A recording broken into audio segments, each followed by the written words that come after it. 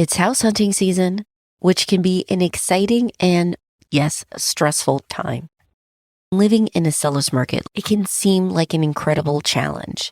Today, we'll go over how to financially prepare and give you a map on finding a place that you love that's still within your budget.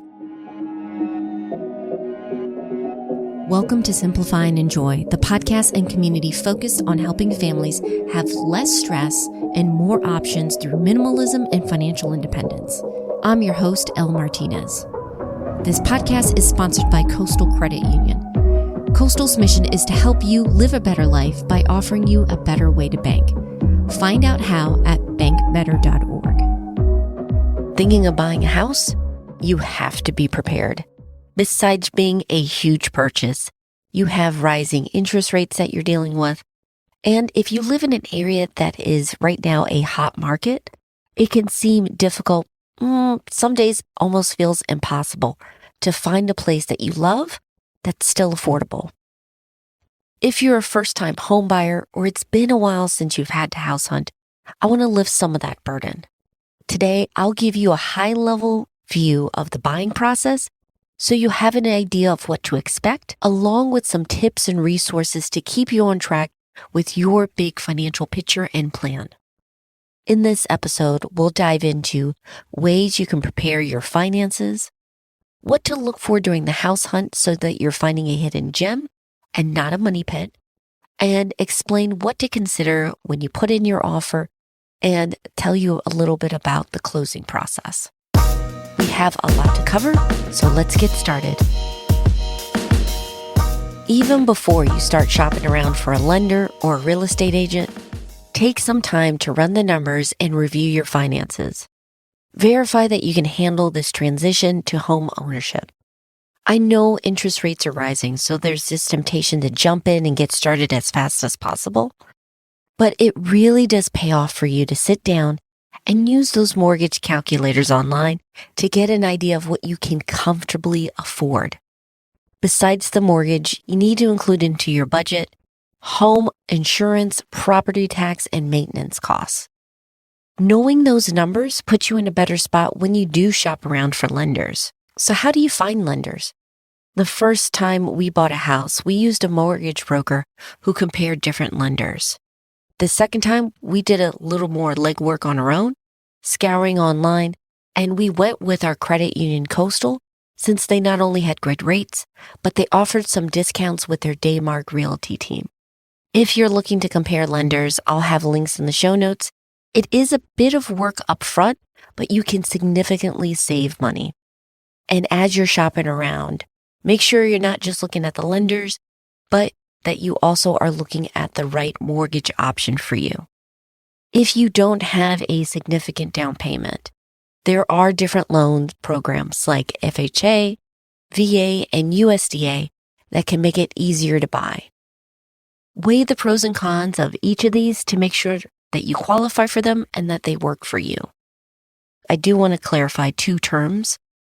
You want to get pre-approved versus getting pre-qualified. Pre-approval means the lender went over your numbers and telling you how much you qualify for with borrowing versus a pre-qualification, which is just an estimate. If you're in a seller's market where you have to move fast, you definitely want to have that pre-approval letter. As you talk with your lender, they're going to give you their rates and numbers, but you still want to make sure that what they say you qualify for is what you feel comfortable with. You can also start shopping around for a real estate agent. Ask for recommendations from people who not only bought a home, but they're happy with it. Also, interview your agents. See how knowledgeable they are about the area, the market, and how effective they've been for their clients. Now, with those pieces in place, you have a lender and you have your agent. You can now go house hunting feeling comfortable that your finances are in a good spot. While you're working with your lender on getting pre-approved and you're trying to find a real estate agent, this is also a good time to sit down and figure out what are your priorities for the house that you want to buy. What type of house, first of all, are you looking for? Are you going with a single family, condo, or townhouse? Do you want to live in a neighborhood with an HOA? What size house would make you most comfortable? If you have a yard, how big do you want it? Or do you even want a yard and have that maintenance?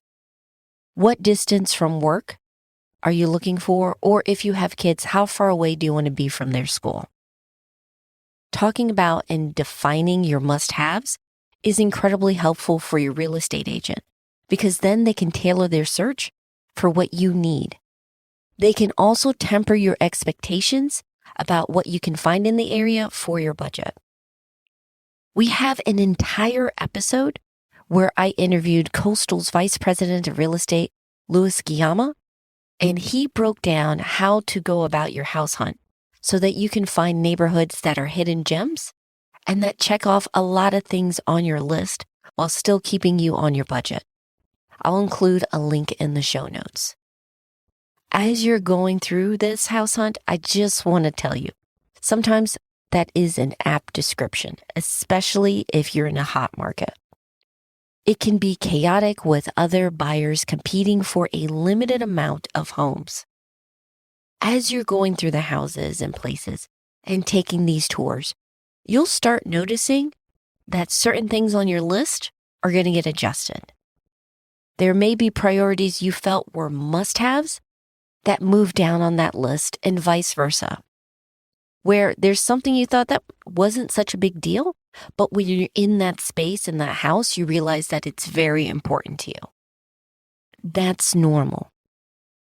This actually happened with my mom when she was buying a house here in Raleigh in 2020. She had a list. She had prepared her must-haves and want-to-haves. But as we were looking at different properties in the area, things got adjusted and shifted. It seemed a little stressful at the time making these adjustments, but it worked out to her favor because now she's in a home that she loves and it has all the main features that she wanted. Just make sure you're not sacrificing too much just to buy a house. I would hate for you to be in a home that you don't like with a 15 or 30-year mortgage. Ideally, you want to find a place that has all your must-haves in a neighborhood that you love. When you do find that spot, you can then put in your offer. All right, let's put a pause and talk a bit about the offer. You may include contingencies with your offer, meaning certain things have to be fulfilled, such as a home inspection, financing, selling your existing home, or appraisal. Depending on the market, you may decide to waive some of those contingencies, but please be aware of the potential downsides of that. Personally, with how large a purchase this is, I'd keep the inspection and appraisal. How much should you offer? This is where you want to work with your real estate agent and why it's so important to interview them beforehand. You want someone knowledgeable so that they'll have the information about what's selling in the area and give you recommendations on what's more likely to be accepted. In a competitive market, it can be emotionally exhausting because you have so many sellers making multiple offers on a few homes. When I was helping my mom out with buying her house, that was the situation. We saw quite a bit of homes, we put in offers, and yes, there was a temptation at one point to break the budget because of the timing of her going back to work in the fall, but with some patience and diligence, she thankfully found a wonderful home in a fantastic neighborhood. So if you're buying in a seller's market, please don't get discouraged if your first offers aren't accepted. When you put in an offer, you're also going to be putting in some money upfront. It's known as earnest money deposit. Some people call it good faith deposit. Basically, you're signaling to the seller that you're serious about buying. This money will be held in an escrow account and will go towards your down payment or closing costs. It's there as a protection. If the buyer falls through on their end, the seller gets to keep that money. However, if one of the contingencies in your offer happens, let's say the home inspection failed, you'd get that earnest money back. Now, let's say the seller accepted your offer. Now what? Typically, this is where things like your home inspection and appraisals happen. Home inspection lets you see if there's any major issues with the house. An appraisal is for your lender to verify that home is worth the loan. Some needed repairs may come up during inspection. Depending on that market and whether or not you waive those contingencies, you may or may not be able to negotiate on the price. In the meantime, your agent's going to be assisting in getting the paperwork prepared for closing. This can include things like checking the property title. So make sure you're in contact with them. So if they need anything from you, you can quickly get that to them. Assuming everything goes smoothly, you'll get a closing disclosure from your lender telling you how much you need to have ready. You and your agent will do a final walkthrough of the house you're buying. Then it's closing day. Just a heads up, expect a lot of paperwork. The good news, though, is that your agent and the attorney there should be able to walk you through step by step with everything. Ask any questions you need to and have before you sign. Finally, we get to the best part, getting your keys and moving into your new home. There you have it. If you're a first-time home buyer, it might seem a lot, but once you have a place that you love, you know it's worth it. If you're like us, you probably have quite a number of accounts between the two of you, including your old 401ks. It can be difficult to stay on top of everything, especially when your old employer switches providers, which is what happened with my husband. Here's where our sponsor, Capitalize, can help. Capitalize helps you find and roll over an old 401k into an IRA of your choice for free. They handle the entire process. And yes, that includes calling your old employer or the 401k provider on your behalf. If you're ready to make managing your old 401ks much easier, find out more at simplifyandenjoy.com/capitalize. Before we wrap up, I want to focus on a few key takeaways I picked up as I was preparing this episode. The first, and I hope you got this, was know your numbers and must-haves. There's a lot of pressure with buying a house, not just the whole process of it, but when you're dealing with a competitive market, you're going to feel like you have to make a decision very quickly. If you do have to move fast, give yourself some peace of mind and know that you're comfortable with your budget and that you're getting a home that has everything that you need.